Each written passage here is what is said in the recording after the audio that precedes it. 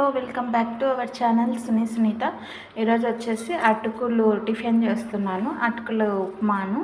ఎవరికి ఎంతమందికి తెలుసో ఈ అటుకులు ఉప్మా కామెంట్ అయితే చేయండి. ఇవైతే నీట్గా వాష్ చేసి కడిగి పెట్టుకోవాలి. ఇంకా నేను కడగాలి. ఇది తర్వాత ఖాళీలోపు అప్పుడప్పుడు మనం బొరుగులు ఎలా చేసుకుంటామో ఉగ్గాని అలాగే సేమ్ ప్రాసెస్లో చేసుకుంటాను. ఆనియన్స్ టమాటా ఏదో కట్ చేసి చిన్న చిన్న ముక్కలుగా పెట్టేసుకోవాలి. నెక్స్ట్ పచ్చిమిరపకాయలు ఉప్పు వేసి మిక్సీకి అయితే ఆడిచ్చేసుకోవాలి. ఒక చిన్న నిమ్మకాయ అయితే తీసేసుకోవాలి హాఫ్. ఇంకా నెక్స్ట్ ఇవి కడిగేసి నీట్గా తర్వాత కాలేలోపు మనము ఇది అనేది ప్రాసెస్ అయితే చేసుకోవచ్చు. నెక్స్ట్ వీడియోలో నెక్స్ట్ ప్రాసెస్. బాయ్. ఇలా తర్వాతకైతే పెట్టేసుకున్నాను. ఫస్ట్ శనగిత్తనాలు వేసుకున్నా. నెక్స్ట్ వచ్చేసి కరివేపాకు, నెక్స్ట్ ఉద్దిగాళ్ళు, తర్వాత ఆవాలు అండ్ జీలకర్ర అన్ని పోపు దినుసులన్నీ వేసేసుకోవాలి. వేసేసుకొని ఇవి బాగా కాలిన తర్వాత టమాటాలు ఆనియన్స్ కట్ చేసి పెట్టుకున్నాం కదా అవి వేసేసుకోవాలి. తర్వాత నెక్స్ట్ 4 ఎండుమిర్చి వేసేసుకోవాలి.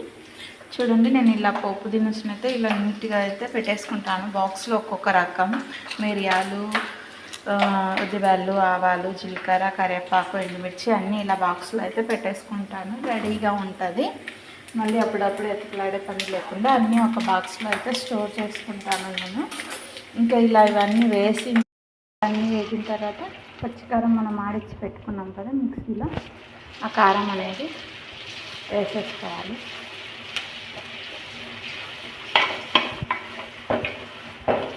ఆ కారం వేసేసుకొని బాగా ఆయిల్లో అయితే ఫ్రై చేసేసుకోవాలి కారాన్ని.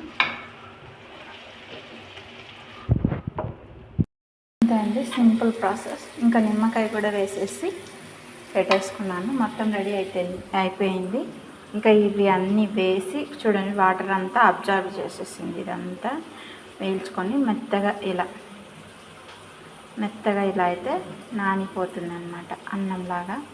ఇంకా దాంట్లోకి వేసి ఉగ్గాని అయితే అటుకుల ఉగ్గాని అయితే రెడీ అయిపోతుంది. నచ్చిన వాళ్ళు లైక్ చేయండి, సపోర్ట్ చేయండి. మీరు ఎప్పుడైనా తిన్నారో లేదో అటుకుల ఉప్మా కామెంట్ చేయండి. బాయ్. చూడండి వేడి అటుకుల ఉప్మా అయితే రెడీ అయిపోయింది. ఈ అటుకుల ఉప్మా ఎంతమందికి ఇష్టమో కామెంట్ పెట్టండి కామెంట్ సెక్షన్లో. సేమ్ ఉగ్గాని ఎలా ఉంటుందో అలాగే ఉంటుంది. నచ్చితే లైక్ చేయండి, షేర్ చేయండి, సబ్స్క్రైబ్ చేయండి. బాయ్.